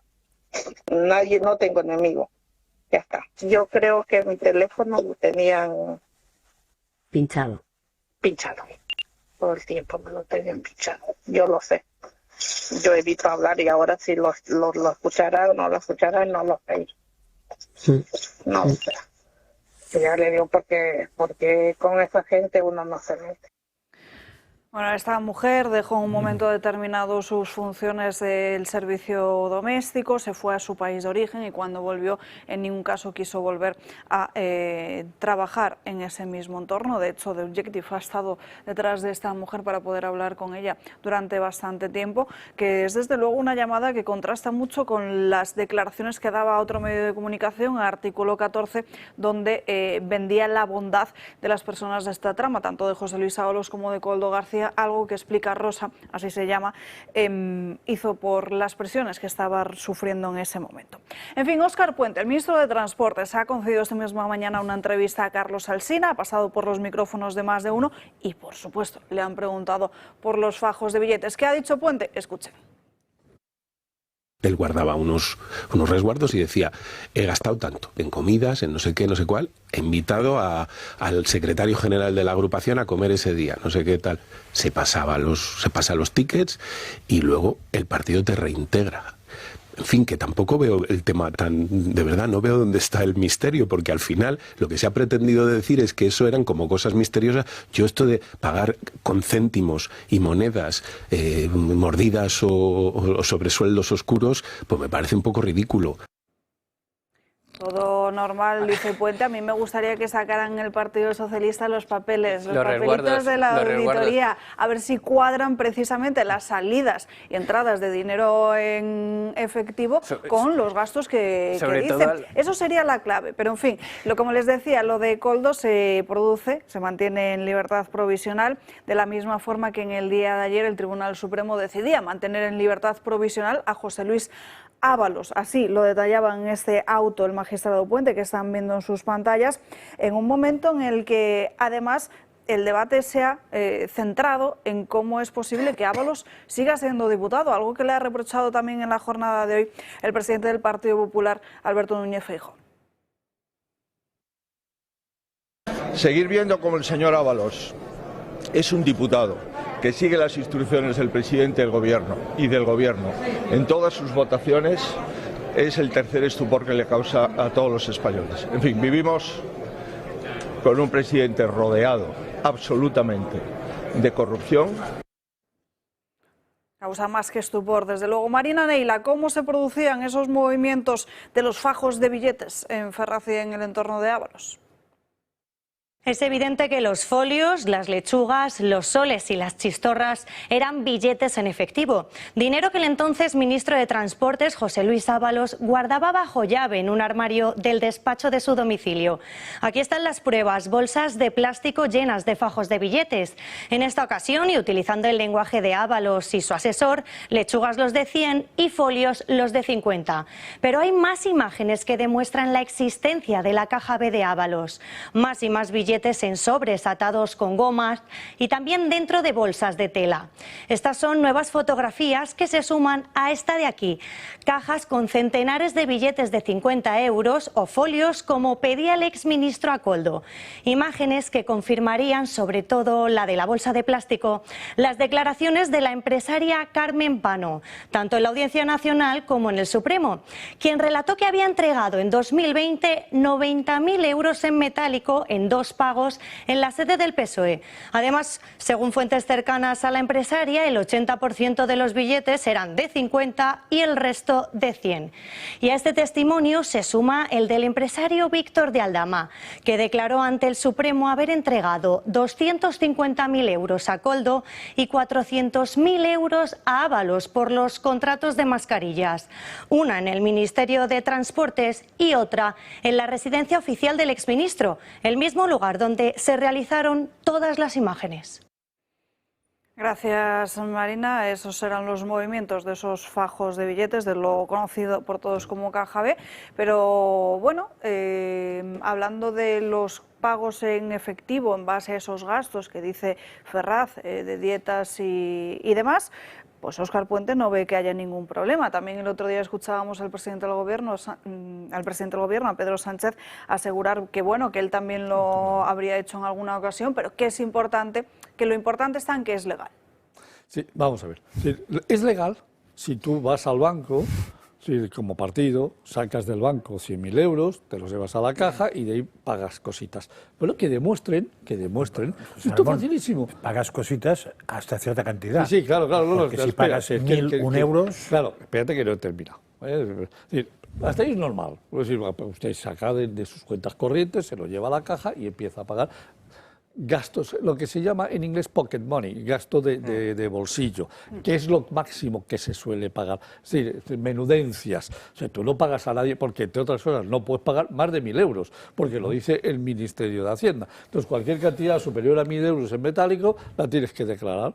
Y si no, estás incumpliendo la ley. Entonces, que nos digan todo lo que le han pagado a Ábalos con justificantes y de dónde ha salido ese dinero. Es decir, que demuestren que ese dinero ha salido de una cuenta corriente oficial del Partido Socialista, que ha llegado aquí y se ha pagado. Vamos a cuadrar los números, si tampoco es tan difícil. Una auditoría externa hecha por KPMG, esto te lo mide, o cualquiera de las grandes, de las Big Four, o cualquiera de las españolas, te lo coge, te lo mete, es decir, y en un mes sabemos si han cuadrado las cifras o no. Es falso, sí, el problema es que esto es todo falso. Pero José Ramón, si resulta que el PSOE dice que ha sufrido su contabilidad 3 auditorías. Sí, pero de la caja A, claro, de la A, no de la B, de la A. Pero en las auditorías de la caja A también habrán, no soy auditor, pero habrán auditado las cuentas bancarias que afectan a la caja. Evidentemente, por eso pagan en efectivo. Por eso. Espera, con lo cual no cuadran las cuentas, pero entonces no cuadran con lo cual, si han hecho eso, que es auditar la contabilidad más de dónde sale bancariamente la contabilidad, les faltará lo que no está en la contabilidad, que es todo lo que ha cobrado Ábalos, con lo cual podemos casi asegurar que no está en la banca, porque si no, los auditores hubieran dicho, oiga, que han sacado dinero de la banca que no figura aquí. Y no está en caja. Es decir, y no figura en la contabilidad. Conciliar la cuenta de bancos, que es una de las primeras acciones que realiza cualquier auditora externa. Concilia bancos. Y Hacienda también. Es decir, que todos los movimientos bancarios, si ha habido retiradas de caja, cómo se han pagado y se justifica. Claro, es decir, si he pagado a Ábalos 95.000 euros que no he sacado, ¿de dónde han llegado esos 95.000? Pero además un tema, bueno, por cierto, que Feijóo hable de corrupción cuando ahora le viene la kitchen es como un insulto, pero del Partido Socialista, que en vez de Partido Socialista debería cambiarse el nombre a Soto del Real, solo voy a decir al respecto de este tema que los que querían prohibir el efectivo son los que pagan en efectivo. A lo mejor es porque quieren que nadie más pueda ser auditado o ellos poder tener una contabilidad oculta y todos los demás españoles bajo el radar de Hacienda, ¿no? Bueno, ya se ve que las trampas las hace todo el mundo parecidas. Pero a mí lo que más me ha chocado de todo eso... David no paga en España. Que no tiene nada que ver, pero no se le audita. ¿Sois conscientes de que antes la gente normal tenía un abogado? ¿Vale? Después se puso de moda que los tramposos tenían abogados, todos. No tenían uno, sino que siempre tenían muchos. ¿Os acordáis que toda la gente, cuando ya hablaré con mis abogados? En general la gente tiene uno, no tiene 20. En fin, pero ahora ha cambiado. Esta mañana Coldo ha explicado muy bien que ya no tiene abogado ni abogados. Tiene gabinete jurídico. Es importante esto porque, claro, estamos cambiando, estamos limitando, en fin. A mí me ha chocado, porque lo ha repetido 3 o 4 veces, ¿eh? Necesita mucha gente para defenderlo. Después de gabinete jurídico era una chica rubia. Y ojo, porque esta mañana estábamos empezando el programa, hablábamos de otro asunto y se ha conocido quién ha escogido José Luis Ábalos como su defensa. Estamos hablando de Carlos Bautista, que fue fiscal en la Audiencia Nacional, el fiscal del 11M y también del chivatazo a ETA. Va a ser el nuevo abogado de José Luis Ábalos. ¿Y es una información que hemos conocido precisamente esta misma mañana. Más cuestiones, y ahora les hacemos un perfil de este hombre, de Carlos Bautista, para explicárselo con todo detalle.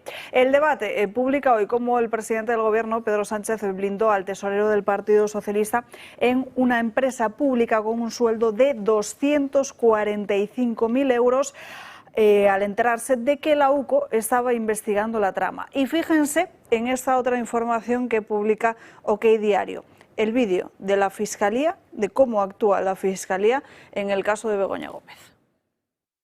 Como sabemos, las irregularidades de índole administrativo no conducen automáticamente a un ilícito penal. Las tachas u observaciones que realiza la IGAE se concretan en un excesivo peso de la valoración subjetiva puesta en relación con la fórmula escogida para las valoraciones objetivas y la necesidad de que éstas hubieran sido llevadas a cabo por un comité de técnico. La mera relación conyugal de María Begoña Gómez no puede operar como una suerte de presunción juris et de jure que se traduzca en un prevalimiento de influencia con relevancia penal en toda su actividad, pretendiéndose además que vaya impregnado de un elemento doloso necesario para la comisión del ilícito. ¿Eso eran los hermanos Marx o quién eran? Porque digo que como son gente que no se entendía cuando quería y no entendió casi nada. Yo tampoco. ¿Un abogado entiende esto? ¿Este lenguaje o no? No, hombre, lee regular, porque aparte se salta comas y no se termina... Bueno, parece que va con prisa, ¿no? Sí, tiene problemas a la hora de... Y bueno, pues nos han metido un vídeo, es decir, muy bien para enterarnos de que no nos enteramos de nada, de que se lo llevan todo, se lo cuecen ellos, se lo manejan ellos, y además, claro, ¿de quién dependen los fiscales? Pues del fiscal general. Hombre, yo lo poco que sí he entendido ¿Y de quién depende el fiscal general? Pues del que duerme en la Moncloa con Begoña Gómez. Claro, pero yo lo poco que he entendido es que está diciendo que el hecho de que la señora sea mujer de un presidente no tiene que afectar a la punibilidad de la señora. Hombre, depende si hace cosas por ser justo la mujer del presidente, que parece que incluso el PSOE acepta eso, porque todos los ministros han dicho siempre que se está condenando a... Si ¿Cómo se llama? Yo me confundo de señora siempre. Si la mujer del presidente me confundo de mujer de Zapatero. ¿Sería puta o no sería puta? Pregunto, ¿no? Begoña. Begoña Gómez. Todo el PSOE dice que Begoña Gómez la están acusando, vilipendiando, insultando por ser la mujer de Pedro Sánchez. Entonces, si todo el mundo del PSOE acepta eso, parece que el fiscal dice que eso, el que sea mujer de Pedro Sánchez, no tiene nada que ver, con lo cual igual sería bueno que se aclarara a alguien. Mire cómo solo lo usan en negativo, la están insultando porque es la mujer de Pedro Sánchez. Sin embargo, todas sus cátedras y todas sus cosas se las ganó ella, no era por ser mujer de Pedro Sánchez. Por eso que es absolutamente incoherente el argumento, pero también pedir coherencia. ¿Qué ministro era esta mañana? Puente, ¿no? Óscar Puente. Yo no le explicaría nada de lo que has dicho, no intentaría rebatirlo, ¿Para qué, porque no lo va a entender. ¿Para qué? Bueno, en fin, como les decía, Carlos Bautista es el nuevo abogado de José Luis Ábalos después de que el exministro decidiera este lunes prescindir del que estaba ejerciendo hasta ese momento su defensa. Ha escogido a Carlos Bautista, que como decimos pasó al privado en el año 2024. En su etapa en la Audiencia Nacional fue el fiscal a cargo del caso Faisán, en el que se condenó el aparato de financiación de la banda terrorista de ETA, y también participó en ese juicio por los atentados del 11 de marzo del año 2004 en Madrid. Intervino en otras causas, como el caso Residentes del Grupo Globalia, en el que se condenó por primera vez a una persona jurídica en exclusiva y sin simultánea acusación frente a otra persona física por un delito de fraude de subvenciones. Caso Faisán, caso 11M. Tendremos que preguntar también a nuestros expertos y a todos los colaboradores que trabajan en el mundo jurídico la opinión sobre Carlos Bautista, quién es exactamente y cuál es su perfil, también para poder entender por dónde van los tiros, porque desde luego que en una causa como esta, quien escoge uno como defensa es muy interesante. Por ejemplo, fíjense que Begoña Gómez escogió, su abogado es un exministro socialista, que desde luego no deja de ser también relevante, o información que nos completa y nos da una visión un poquito más horizontal. En fin, nos tenemos que ir a la última pausa de publicidad del día de hoy, no sin antes contarles que El Pozo, Grupo Fuertes, pone en marcha un programa, una iniciativa para atraer e incorporar a jóvenes profesionales recién graduados o con menos de 2 años de experiencia. 15 participantes que forman parte de esta primera edición. Está inspirado en la mítica Ruta 66. El programa simboliza el viaje profesional de los jóvenes dentro de la compañía. Durante un año va a rotar por diferentes áreas: marketing y ventas, operaciones, finanzas, organización, sistema y técnica, con el apoyo de mentores que van a guiar su desarrollo. Además de esta experiencia laboral, van a recibir formación técnica y competencial alineada con los objetivos de la empresa. Los participantes proceden de diversas titulaciones como Derecho, ADE, Ingenierías, marketing, comercio internacional o economía. Con este proyecto, el Pozo Grupo Fuertes refuerza su compromiso con el talento joven y ofrece una vía de crecimiento profesional en una empresa referente del sector alimentario. Ya estamos de vuelta en Dando Caña, recta final. Fíjense que nos queda un poquito menos de 20 minutos y tenemos que hablar de la degeneración macular asociada a la edad. Atención, porque es la primera causa de visión severa en los países industrializados. Eduardo Morán, muy buenas tardes. Buenas, ¿qué tal? Buenos días a todos. Sí, además la degeneración macular, la de MAE, que le llamamos así, va con la edad, es una enfermedad severa, es una de las causas principales de ceguera, de una limitación, porque lo que nos produce es que en la parte de la mácula, que es la parte donde enfocamos, en la parte central, digamos, de la retina, cuando miramos y enfocamos con esa mácula, pues se deteriora, se extravasa parte de los fluidos y lo deteriora. Entonces es muy limitante, porque estamos viendo, pero justo cuando queremos mirar una cosa y enfocarla, la vemos borrosa en ese sentido, ¿no? Entonces, según el proceso y según la eliminación, es un tratamiento que lo hacen desde los médicos oftalmólogos, por supuesto, porque es medicamentoso, pero cuando ya surge, nosotros en la óptica, los ópticos optometristas, lo que tenemos que hacer es dar soluciones para que puedan seguir funcionando y siendo útiles, ¿no?, en ese sentido a nivel visual. Y lo que tiene la degeneración macular, sobre todo, es que se detecta haciendo revisiones, pero es bastante sencillo. Es una rejilla que cuando miramos a ella, pues hay como pequeñas deformaciones y cualquier profesional o profesional sanitario, con una prueba bastante sencilla, podemos tener algún signo o algún síntoma en ese sentido y remitirlo pronto al oftalmólogo, porque hay tratamientos, hay medicación y hay con unas inyecciones en concreto que están funcionando bastante bien y se reabsorbe esa cantidad, entonces hacen que avance mucho más despacio esa degeneración macular, con lo cual la limitación visual que genera y que es si no se trata, pues llega uno a no poder valerse bien, en ese sentido, visualmente, lo logramos parar. Entonces, como siempre decimos, un poco toda la parte esta de prevención en cuanto a la sanidad visual, pues hoy he querido ver un poco hablar en ese sentido, ¿no? Que nosotros en las revisiones habituales que hacemos a partir de personas a partir de los 50, pasamos con ese test, que ya digo que es muy sencillito, en el sentido de que cualquier signo o síntoma, pues referimos a oftalmología para ver y hagan las pruebas pertinentes para que si realmente es una degeneración macular en los estados iniciales, no tenga esa limitación funcional a nivel visual. Y hay diferentes tipos, además. Sí, hay lo que nosotros llamamos seca, que tiene una evolución mucho más lenta, que es como que ha pasado y se ha retenido, y la húmeda, que es lo que nosotros llamamos exudativa, que aún está en proceso, y esa es la que más nos limita, porque el problema de que toda la parte de los contenidos venosos, que es una malformación o una proliferación, más que malformación, de las venas que surten y que nutren la parte macular de la retina, que son diferentes a las que nutren el resto de la retina, pues lo que nos pasa es que, claro, ese material cuando se trasvasa, pues tiene componentes que dañan los nervios, que es la que transmiten toda la información al cerebro. Entonces, ya le digo, la sensación es que estoy mirando una cosa y veo como un borrón en el medio, en las pruebas iniciales, y eso es muy limitante, porque es justo con lo que quiero mirar. Cuando quiero mirar tienen movimiento un poco de búsqueda y sabemos orientarnos bien, es diferente justo a lo que hablamos el otro día, que era el glaucoma, que era al revés, se va perdiendo la visión periférica y se va haciendo como tubular en ese sentido, pero que es justo al contrario, esta parte de la zona central, pero es muy limitante porque la usamos para el día a día. Pues que acudan cuanto antes, Eduardo, porque lo mejor siempre es hacerse una revisión, también ver cómo se puede mejorar precisamente esa visión si tienen DMAE, has dicho, ¿no? Sí, degeneración macular, que va asociada a los años, a la edad. Vivimos mucho y esto no nos pasaba en el siglo pasado, a principios del siglo pasado no había ese tipo de problemas. Totalmente. A todos los que vayan, que sepan, a los que vayan a hacerse una revisión visual o auditiva, que sepan que van a tener esa rejilla de Amsler para detectar anomalías, un 30% de descuento en gafas graduadas, 15% en lentes de contacto y 2 por 1 en audífonos. Eduardo, muchísimas gracias a todos. Bueno, quizás esto es lo que tenían también algunos socialistas, que ahí en el centro no les dejaba ver, o veían borrosos y no veían las monedas las veían bien, billetes, las monedas acertaban. O a lo mejor esos fajos de billetes algunos otros no las veían. En fin, vamos a cambiar radicalmente de asunto. Hablamos de nuestros jóvenes y de educación.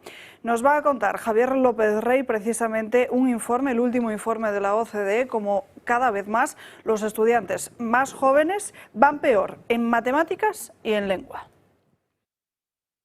Sería lo esperado que la llamada generación Z se posicionara con ventaja en destrezas en cuanto a competencias básicas como comprensión lectora, resolución de problemas o matemáticas, a diferencia de la generación que se formó bajo el modelo de la EGB, por razones evidentes. El nivel educativo en España ha crecido considerablemente en cuanto a las oportunidades que tiene la mayoría de los jóvenes para conseguir estudios, a diferencia de años atrás.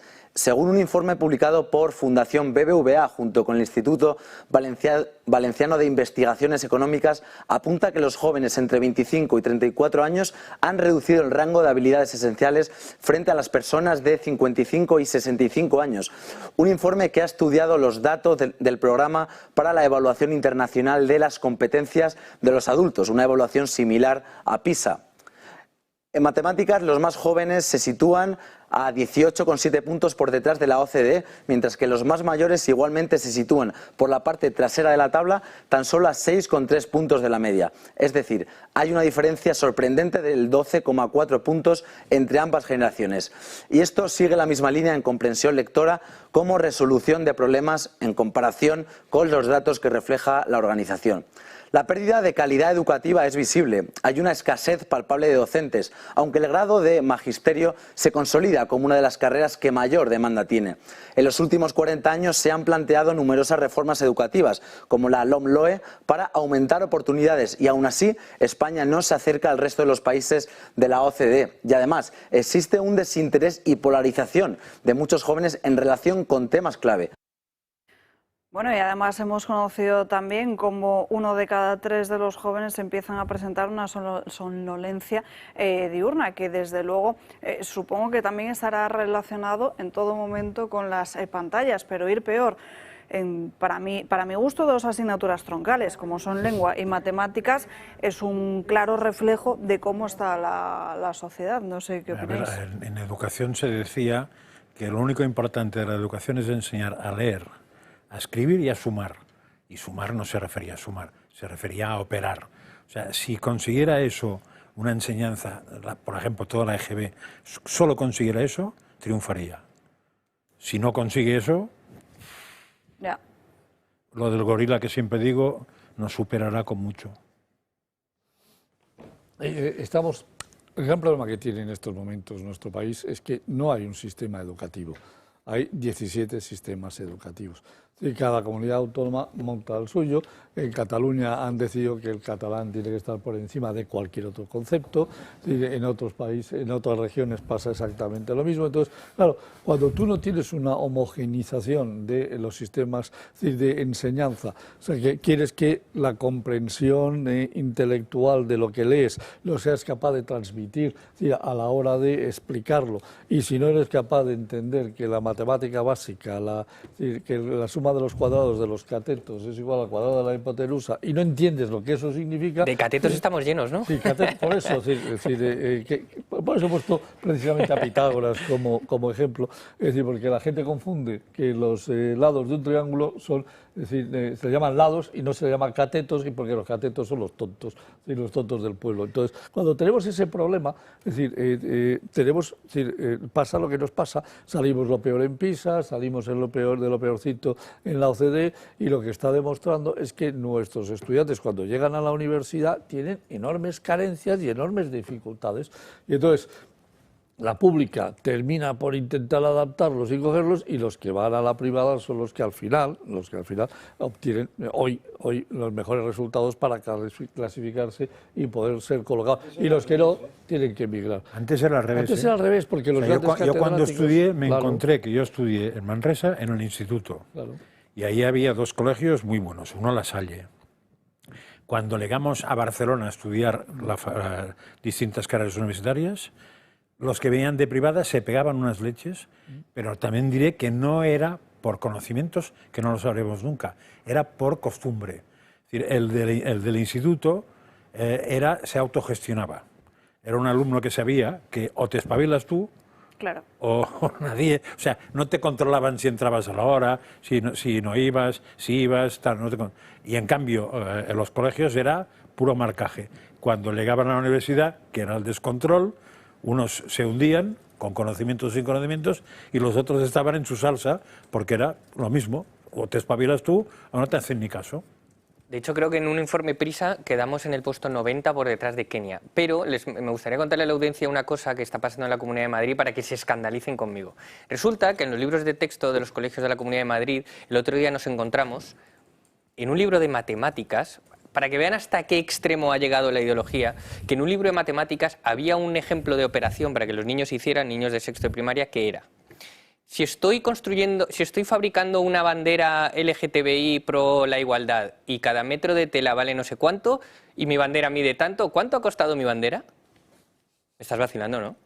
O sea, hasta en las matemáticas se ha metido esta gente y están adoctrinando a nuestros niños. Todo esto, por supuesto, con la connivencia, negligencia u omisión o todas las anteriores del Partido Popular. Hablando de números, ya saben que continúa en estos momentos vigente la polémica entre Estados Unidos y España por el gasto que destinamos en defensa. Bruselas sale en defensa de España tras las amenazas de Donald Trump. La comisión de von der Leyen es tajante al respecto. Asegura que responderán ante cualquier medida que pueda adoptar Estados Unidos contra un Estado miembro. Es decir, que responderemos apropiadamente, como siempre hacemos, contra toda medida que se realice contra uno o más miembros. Un respaldo que la comisión hace público horas después de que Trump amenazara a España con imponer aranceles si no aumentaba el gasto en defensa.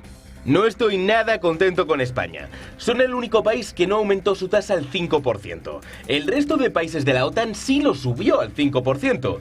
De hecho, estaba pensando en darles un castigo comercial a través de los aranceles. Pero esta no es la única amenaza del presidente de Estados Unidos, que hace unos días sugirió que había que expulsar a España de la OTAN si no cumplía con la inversión en defensa. Los aliados de la OTAN se comprometieron en la cumbre en Países Bajos a alcanzar el 5% del gasto en defensa antes del 2035, un objetivo que comparte el secretario general de la OTAN, que se pone del lado de Trump. Así que Trump está presionando para ese 5%.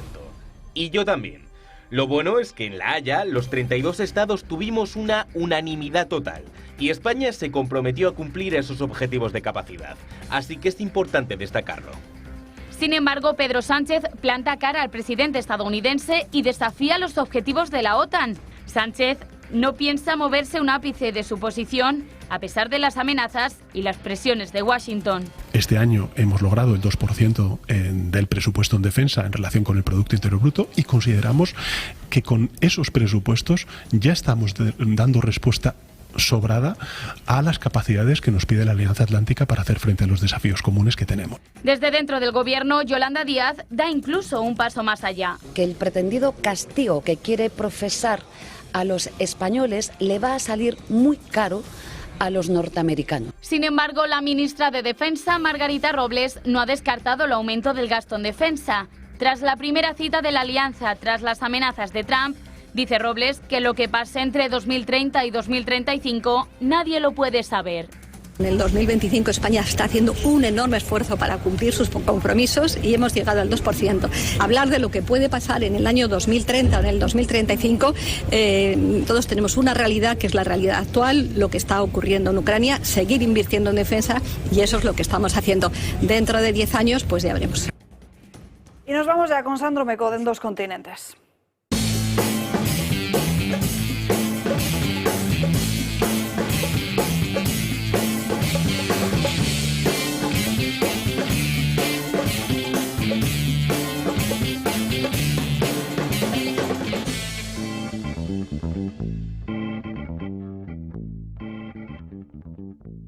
Bueno, pues tensiones de Donald Trump con España y también con Venezuela. Sabemos que el presidente de los Estados Unidos ha desatado una guerra contra el narcotráfico venezolano y que esa guerra se había librado principalmente en el mar.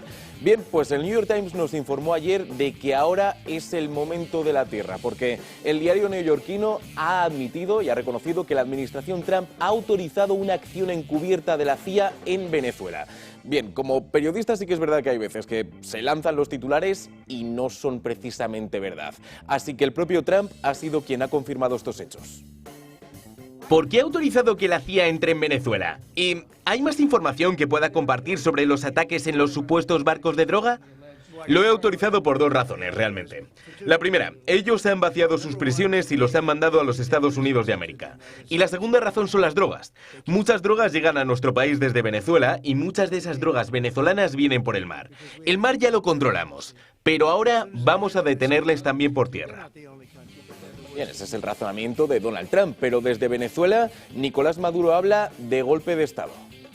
No a los golpes de Estado dados por la CIA, que nos recuerda tanto a los 30.000 desaparecidos por la CIA en los golpes de Estado contra Argentina, al golpe de Estado de Pinochet y los 5.000 jóvenes asesinados y desaparecidos.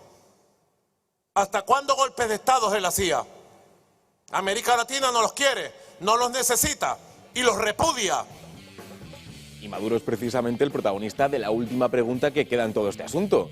¿Estas operaciones encubiertas de la CIA tienen el objetivo de acabar con Nicolás Maduro o al menos sacarle del gobierno venezolano? Pues esa misma pregunta se la han hecho a Donald Trump. ¿Tiene la CIA la autoridad para coger a Maduro? No, no quiero responder a una pregunta de esas. Es una pregunta ridícula la que me acabas de hacer. No porque sea una pregunta ridícula, sino porque sería ridículo que la conteste.